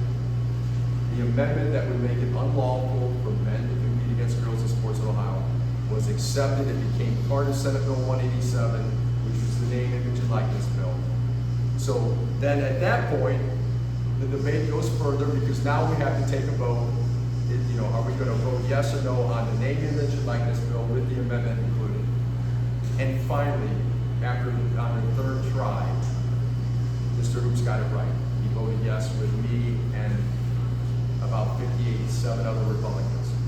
Why he voted the 2 times before the way he did, I have no idea. Okay, it wasn't a procedural thing. It was not. Why did I vote with all those other Republicans to try to get this done? This was our first opportunity to stop this madness where men were competing against women in sports in Ohio. When we needed Jim, he wasn't with us. So he'll have to explain that. But we're going to contrast this down the stretch here. So at this point, we're just going to continue to do what we're doing. We feel very confident, very humbly, from the bottom of my heart, we ask for your support. We ask for your vote on May 5th to represent you in Columbus, because really this comes down to a matter of trust. It does. Okay. It comes down to a matter of trust. Who do you trust protecting your wallet and your finances? Who do you trust is going to make that very difficult decision under the pressure and is willing to go against leadership when you think it's the right thing to do? And who are you going to trust with your Christian conservative values when it's 3 o'clock in the morning? So it all boils down to this: trust. I believe we live in the greatest country in the world. Our greatest days are still waiting for us. They're out there, okay? And I'm going to go fight for those, for your children, our granddaughters. I'm good friends with Jim Jordan, and Jim quotes this scripture often. I'm very fond of this. It's 2 Timothy 4:7. It's 2 Timothy 4:7. It's where Paul says to Timothy, he says, "Fight the good fight, finish the course, and keep the faith." Trust. Do the right thing. Never give up, and trust in the Lord. And that's what I'm going to do. So it's an honor to be here tonight. Thank you for the opportunity to explain, exactly what happened that evening. And I'd be happy to answer any questions at all. So apparently, you missed the high five time to cut your presentation.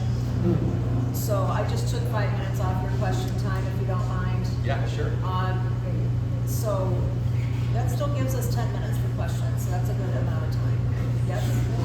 And I loved your explanation, thank you so much. A lot of what goes on in a House Senate, the situation during voting is very complicated. The average person doesn't understand the process. But you explained it very well, so thank you. Yep. We invited Jim Hoops tonight, but he could not make it. He had a scheduling conflict. One of his representatives is here. If there's time at the end, we'll give you time. But you weren't on the schedule because no one got back to us, so that's that deal. But and again, I have to reiterate that Patriots in Action doesn't endorse anyone. We're just here to inform everyone who shows up, anyone and everyone. Whoever wants to learn more about the candidates and the issues are welcomed here. And that's our function, is to bring everyone together, not to endorse. Yep.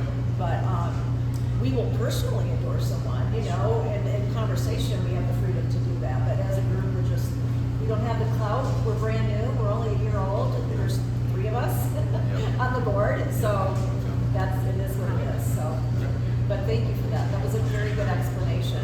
It helped me feel like I was in the room for a minute there. And we brought,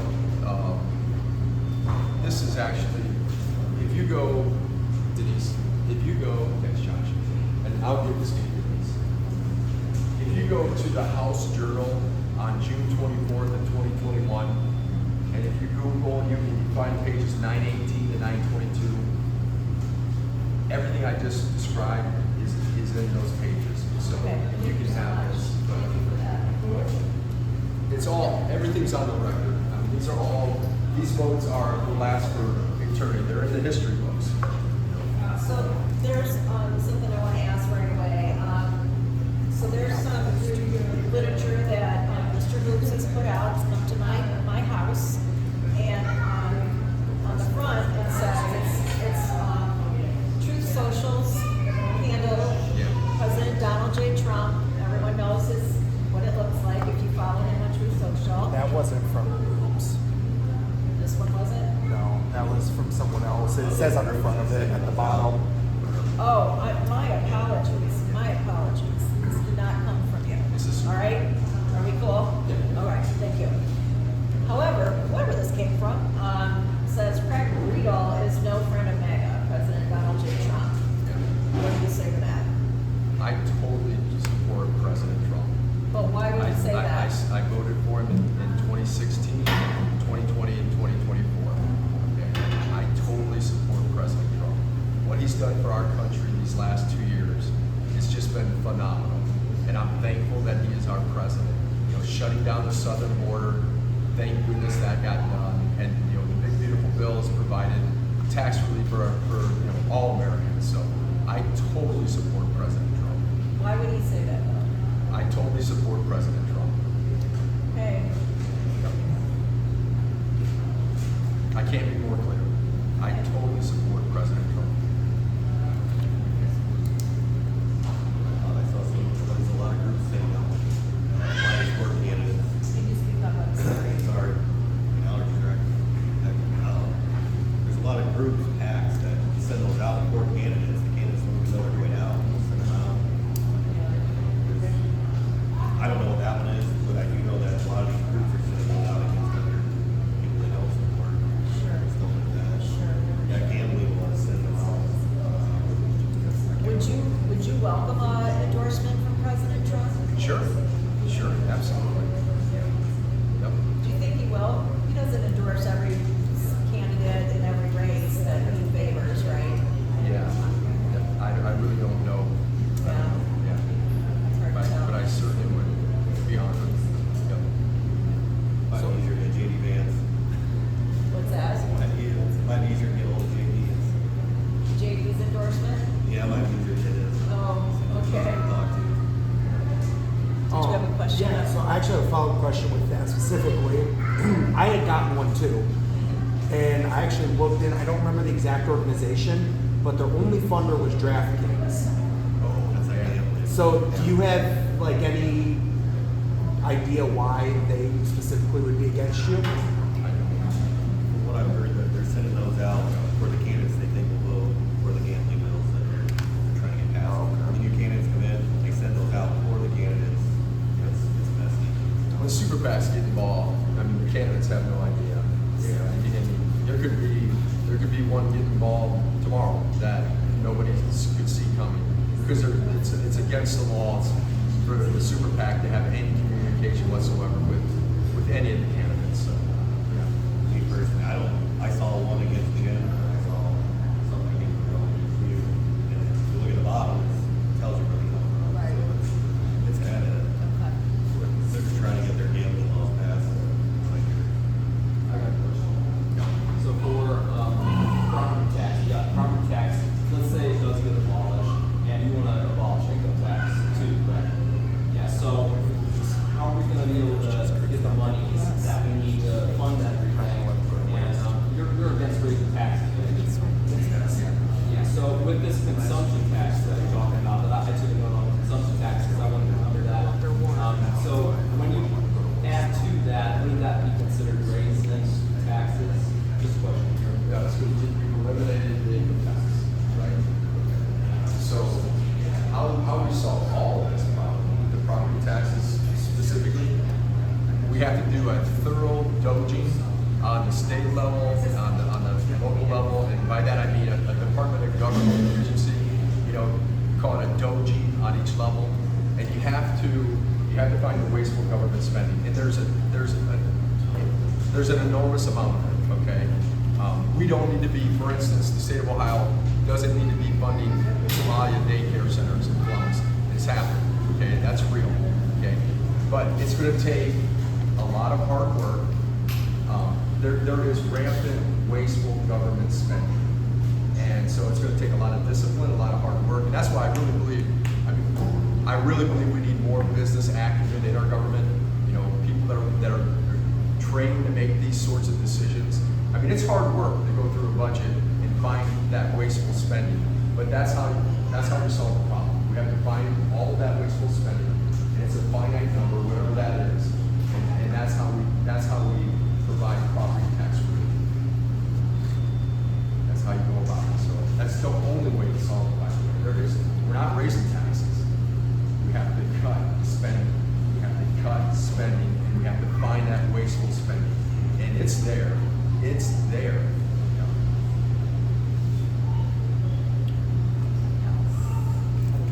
About 2 more minutes left, maybe? How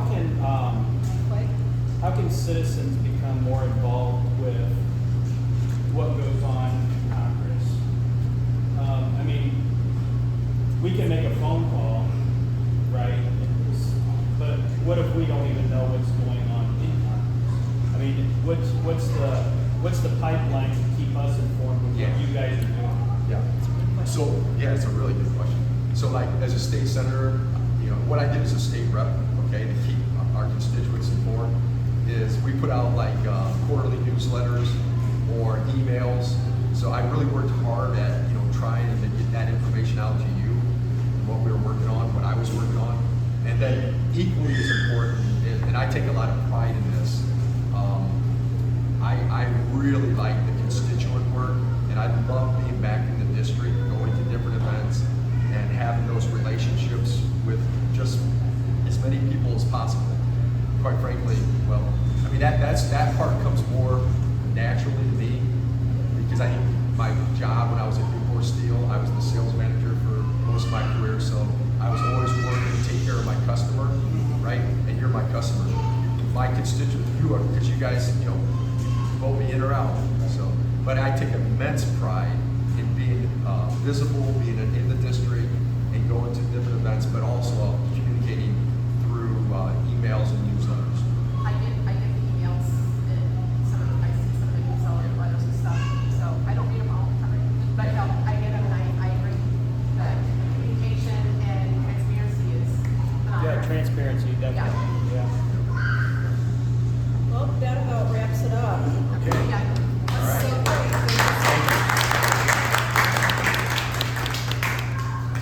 we do have some time left over. We did really good on time. I'm Please, we are kind of happy about that, yes. Yeah, one more, yeah. Yeah. Okay. Oh, I'm sorry. Yeah. RJ. Yes. How could I forget RJ? All right. Hello. So this is our group. We found our group. One of the things that we saw that we thought was needed in our county was the lack of representation through the whole county as in precincts. We had 1/3 of our county not covered by anyone in any of the precincts. So you couldn't call a neighbor and say, hey, what's going on with this? Do you know? You know, so within the past month since Casey, Denise, and I got put in with the central committee, we have now had 9. We have filled all of those seats. Good. That's And that is a lot. That to me, that is a lot. For this, we had the pleasure of nominating, or was it, what did they call it? Appointing RJ as our new county commissioner. We had one of our commissioners step down. And so he's here to speak with us now. He's only been on the job, what, 10 days? Yeah, 3 meetings so far. Yeah. So we just wanted him to come in and introduce himself, and this is RJ Lumbrezer. Probably gonna be a letdown with the first 3. But I guess I'll just tell you about myself. I was a township trustee for Rowan Township for 24 years, a little over 24 years. I used to be involved in the party, used to be on the central committee, and at the same time, in Swanton, Ohio, we had somebody come up with an idea to bring 4 townships, combine them off the village of Swanton, because somebody thought the city of Toledo was gonna annex around the airport, and they worked on it for about 2 years to get that done, and I think it took us all about 2 weeks to defeat it because, yeah, there's a threat about that, but what happens when the village of Swanton has police, fire, all the things that they had for their citizens, sewer, water, how are they gonna afford to provide those same services out to the township? Because I can tell you as a township trustee, when I started, we literally had $40,000 a year to spend on roads, depending on how bad winter was. I mean, so we have a lot more money now than we did back then, but you really had to figure out how to do things right. And so there was really no way they were gonna do it without massive tax increases on the people. And so really at that point, I got asked, Joe Short's one of our county commissioners at the time, he was a township trustee, and he was president of the association. Well, luckily for him, he got appointed elected to county commissioners. So I ended up as president, and I ended up in front of the press and stand up and fighting it, and we were real successful together. Everybody worked together. I got asked to be on the state board for the Ohio Township Association. So really, at that time, I had to choose between my family and everything else, and I decided to leave the party, and I really got onto the state board, and we really fought for legislation and lobbied for townships and for local government and local places. So it's really been something that's been very important to me. I mean, to this day, I'm really for small government. Everything people have said about taxes and everything else, taxes do need to be overhauled, and I agree when you say that spending has to be cut. There's a lot of waste out there. I don't really have much to say about the federal level because I think it's not even funny anymore, but basically, I got my wife Tanya and I have been married 30 years this year. We've got 5 kids. My oldest Landon is a graduate from Siena Heights, and he is a manager at Jeep. My second kid is Caleb. He's got one class to finish his degree for law enforcement, but he's also graduated from the Toledo Police Academy and a Toledo police officer now, and so he's doing well. I got twin daughters, Riley and Jordan. Riley graduated from BG with elementary and special education, and she's a teacher, preschool teacher at Evergreen. And my daughter Jordan graduated from Siena Heights with a health and science degree, and she's at BGSU for her doctorate degree in physical therapy. And then my youngest Walker is at BGSU in his junior year in nursing. So, like you were talking about our kids and hard work, we're pretty proud that our kids were taught. We volunteered a lot for a lot of stuff in our community growing up. Our kids always help them work. We do a lot to support our kids, more than probably happened to me. But my kids also are responsible for paying for their own school. I pay for a lot of the other stuff, but so like my one daughter, proud of her. She worked all through college. She graduated her bachelor's degree with 0 debt. And so, so all my kids are hard workers and they're good kids. They're good people, and we're pretty proud of what we've done. I guess that's probably my biggest asset. Sometimes I don't know if I'm the smartest guy in the room, but I work harder than most, and I've been successful. I'm a licensed professional surveyor in the state of Ohio. I'm a principal and a survey manager for DGO Consulting Engineers, so that's my profession. Very small ownership part, but I started there 13 years ago, and we had 2 people, and those 2 people were gone pretty fast, and now I've built it to, I've got 4 professional surveyors. I'm in Dublin, Ohio, Independence, Fort Clinton, Maumee, and we have a little office, our first branch office right here in Moskwa. And then we also have a Fishers, Indiana office.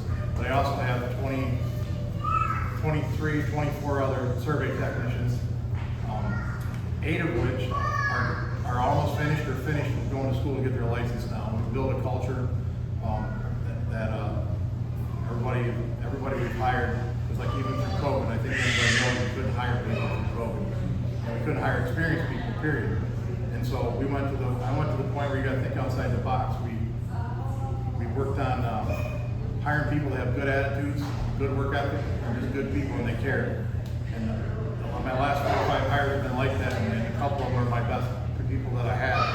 And so I'm pretty proud of the fact that in a profession that was waning, and you go to a continuing ed class, and be like a senior citizens convention. Now we have 5 people that will be licensed in 2 years, and I have a couple other people that are gonna be licensed after that. So I have 8 people that are gonna be licensed out of 24, so pretty proud of what we've accomplished. We've built a good culture. Everybody cares and wants to work hard and wants to succeed, and that's kind of the same attitude I've taken with everything I've done. I mean, it's kind of similar. I've tried to build relationships. I started working at the engineer's office here in Fulton County when I was 25, and so I worked there for 4 years before I got my license, and I just got to know the trustees. Really was young, knew nothing, really didn't understand much about how things operate, and I got to know the trustees and work with them a lot, and I got to know the county commissioners, and so at that point I really kind of fell in love with serving the people and doing what's right.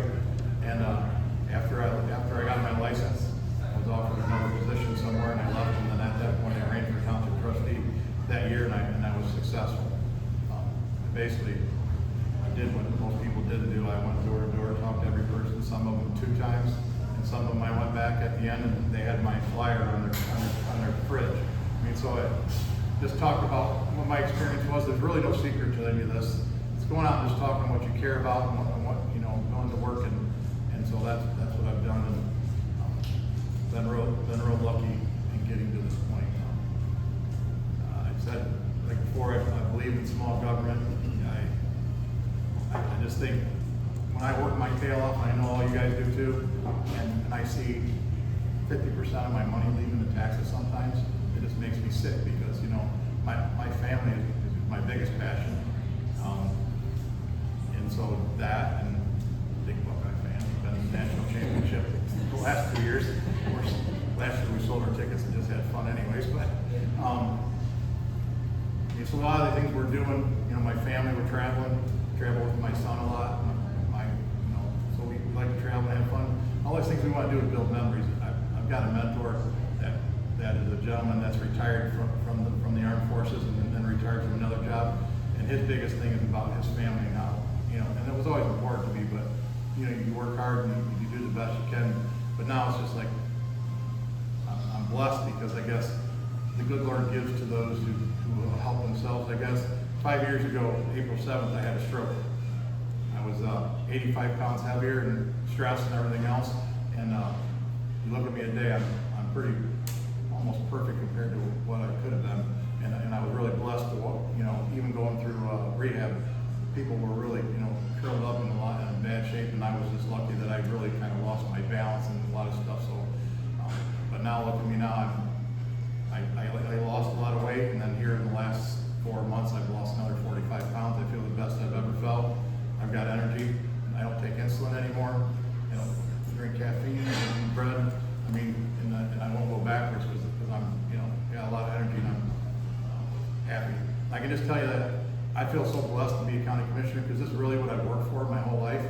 And to receive the appointment was a stressful night, a stressful 4 weeks really, because sometimes I don't deal with that well, but I care so much about it that it was really important to me, and I'm blessed to have gotten it. A couple of the issues here in the county, one is the EMS contract. It's a difficult discussion, because I'm from the north side, and in the past, we really do have a gold standard EMS system in this county, in case anybody understands, because there's other counties around us that have practically 4 ambulances for the whole county. We've got 2 at every station, and we got 8 stations or 7 stations. So we have a lot better service here. But the southern entities obviously have more population, more runs, and all that stuff, and the northern entities weren't. So to begin with, our last contract, for instance, we got $450,000 in Royalton Township for our fire department, and the people down here got $750,000. So it's a substantial difference. We had to provide. So we really were limited on what we could do and what we could pay, and then, so you run into all these problems with people were leaving for better pay elsewhere, and then if we didn't provide the service, then we didn't get, it's important to commissioners, I think, are right. If you don't provide the service for the people, you can't get the tax dollars. So you didn't get that pay if you didn't supply it. So this new contract's coming out, and they're talking about $700,000 for every entity, in the county, so it's even. Because in the end, we're not talking about traffic counts for roads and bridges and funding like that, you know, I mean, that's very understandable. But people's lives are important, doesn't matter whether you're north, south, east, west, or central, you know. And so we are trying to work out those issues, and we understand. I mean, I certainly understand what our experience was, and plus, you know, I've talked to a lot of people, and I know what their experience is here. So we're trying to work through that. The renewal's on the ballot right now, and so I feel like we're going to get through it. But I think after that, we're going to probably have a lot of work for probably 3-4 years, and trying to figure out what the next step is going to be, and trying to make it right, because things have gotten more expensive. The commissioners before I got in were pretty adamant about the fact that they're not raising taxes, and I, you know, from a standpoint of running EMS, it makes it real tough. But on the other hand, I'm sick of paying taxes like everybody else, you know. So we're trying to make better decisions. The whole taxes, the constitutional amendment. I'm no different than anybody else. I don't want to pay taxes. Yeah, I'd rather spend the money on myself and my family and everything else. But the one thing about property taxes that everybody's got to understand is everything in Fulton County is voted on by people in Fulton County, and it stays here in Fulton County. And no offense to the state, but if this would fail, let's say, a sales tax at 20% here locally, or 18 or 20%, number one, that's damaging to businesses. Like, I'm in Lyons, and we've got a Dollar General market, the DG market, which is, we probably have the best store around quite a bit.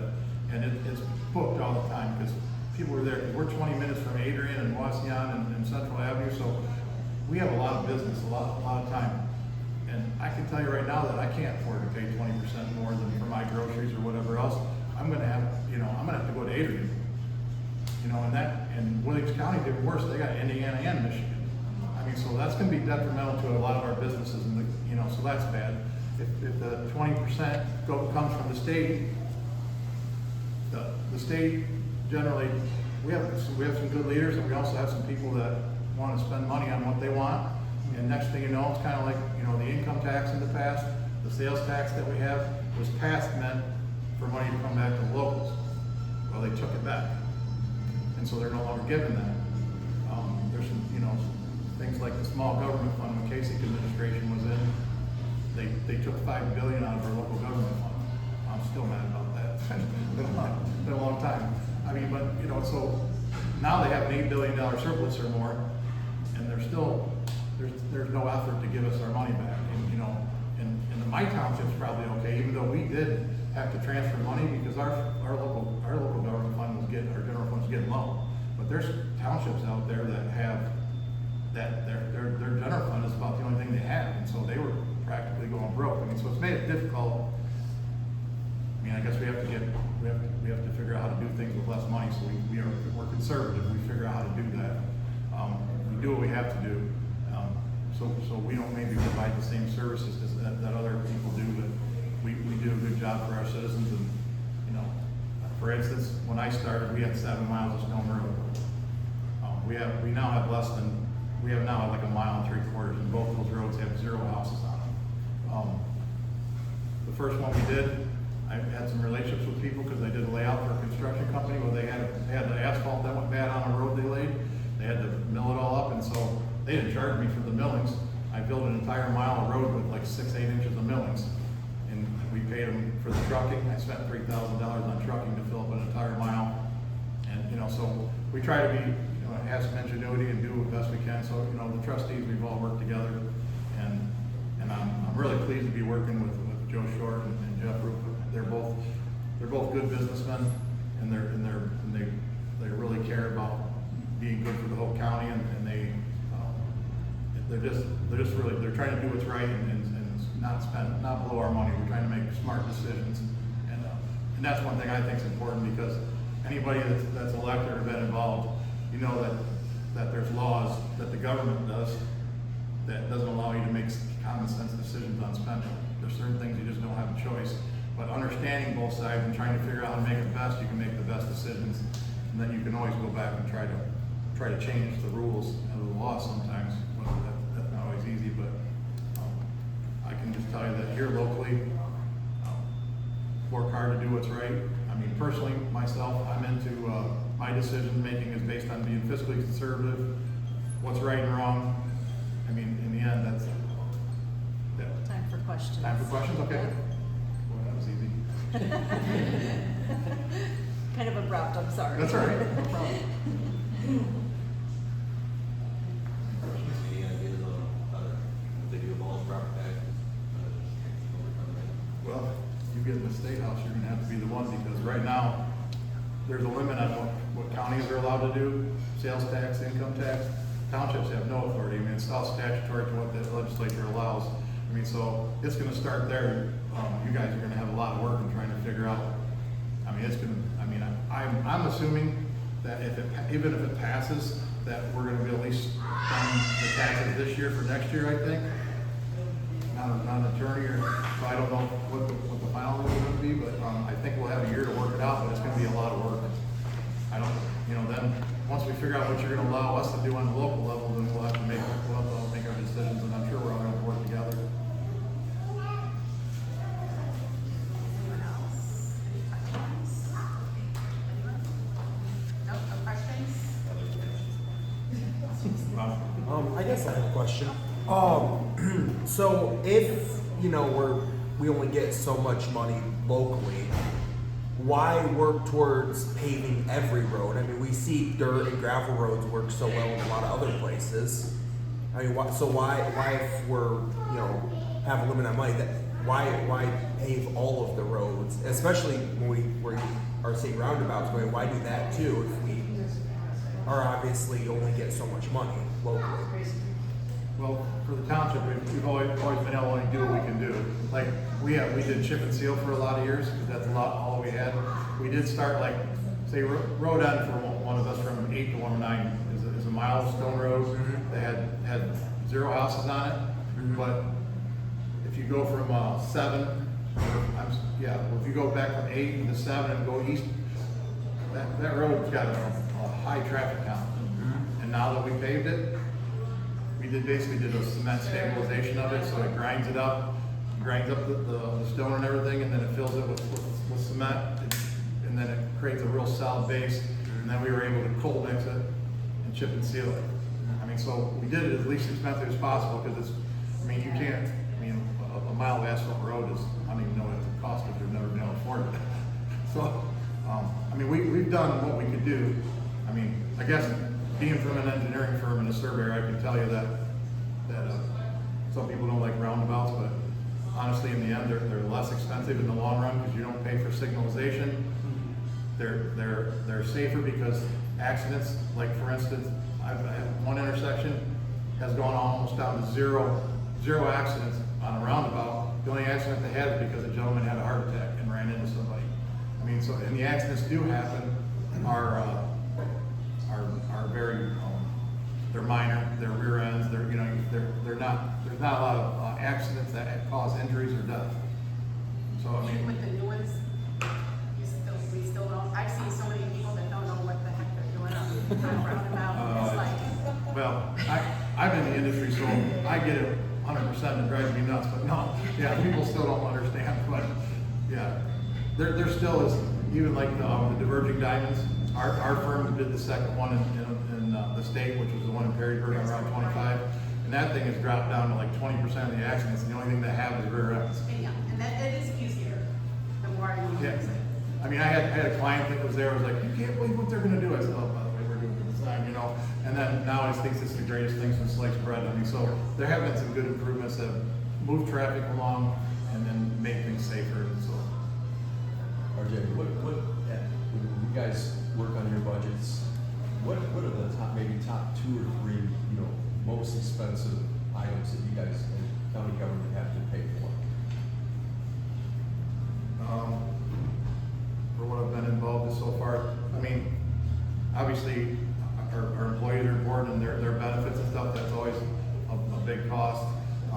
The maintenance of the buildings, like we had a meeting this morning with our insurance agent, and the value of our buildings went up like $30 million. And so, which means our insurance has gone up a little bit. And, so that's expensive. And they're talking, they're trying to make smart decisions on maintenance. Like, we've got our administration building, I'm trying to think, it's 25, 30 years old now already. And the wood windows are now going bad, so now they're looking at trying to, we're gonna replace those windows. I mean, trying to do things, they just had, I know Commissioner Short just spent like 6 hours one day after session with the maintenance people walking through every building and trying to make a list of priorities. I mean, so they're doing that a lot now. I guess I can't give you a better answer than that right now. I've got a lot to learn, I can tell you. I mean, I've stepped in and I have a real good understanding on a lot of stuff that's going on, and we get stuff to review every night before our meetings, but there's still a lot to learn. So that US 20 and 109, they got it all staked out, is that gonna be a roundabout? Yes. There's When one. is that gonna start? My understanding is that it's bidding out this year, and they're gonna have what they call MOT pavement, maintenance of traffic. They're gonna have some pavement, they're gonna build for traffic to go around it. So Why they're building it? Yeah. Yeah, well, I'm sure that, I don't know if they're gonna do a detour or not, but they're gonna build pavement so for traffic to go around it, so it's not stopped during construction. And so that's gonna happen this year, and then next year, the construction is gonna happen. And then my understanding, based on the last meeting I was at, is that down here at D and 108 is another one coming. Because they have a problem there, because I know with the accidents and stuff, but sometimes people are saying when they come on D and they hit the stop sign, sometimes they're there for 10 minutes or 20 minutes, they're waiting for traffic to stop at certain times of the day. So that's gonna bid next year. The same thing, I believe the MOT pavement is gonna be done next year, and then the following spring in 2020. D and 109, D1 down the road. D and 109 is the third one they mentioned. Okay. I don't know how far down the road that is, but that might be 2029 or 2030. Yeah, I heard it. There doesn't seem to be a month that goes by without Yeah. bad accidents right there. I just, everybody's coming from Toledo coming home after work. Oh, you said D and 108 is going in, right? Yes. Okay. So from my understanding and what I've been told, the president of the Farm Bureau for Fulton County is the one pushing for that. What's your comment on that? Is that true? Is that I have no idea. okay? I had never heard that before. That's In fact, kind of been. In fact, I work for my company, we did the survey work and the right-of-way plans for the firm that did the design. And so I've been involved with that project the whole time. But I've never heard anything about. So I come from the farming community around Yeah. here, and that's been the big talk among a lot of the farmers is that the president of the Farm Bureau is pushing for that because he has to wait there too long on his way to work.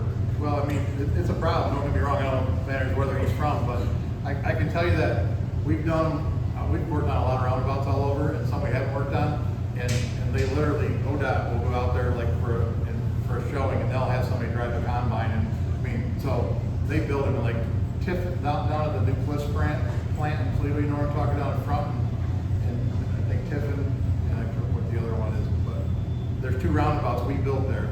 And that is meant for super loads to come through too. I mean, so there's signage in the middle, but that comes out so they can drive over top of it. It's a real low profile, but it's they make them bigger to make sure that traffic can get around. Because for instance, out at, what's the college in Fremont? Terra Tech. Well, they put one there and it's turned out to be a disaster. They've had a lot of accidents and other things. I mean, so they're learning. I mean, I think that's the only one I've ever heard of that they've had a lot of problems, but they're learning and they're looking for less expensive ways. Like the Lucas County engineers come up with a less expensive way to build roundabouts, and it sounds like the Department of Transportation is now adopting that. That's what we've been told so far. I mean, so everybody does try to do things as less expensive as possible, but. Well, from my understanding, aren't traffic lights still cheaper than roundabout? I mean, obviously, $4 million roundabout in Montpelier, and now these numbers, these were about 4 or 5 years ago coming from Steve Schneider, who's used to be on the city council for Waseon.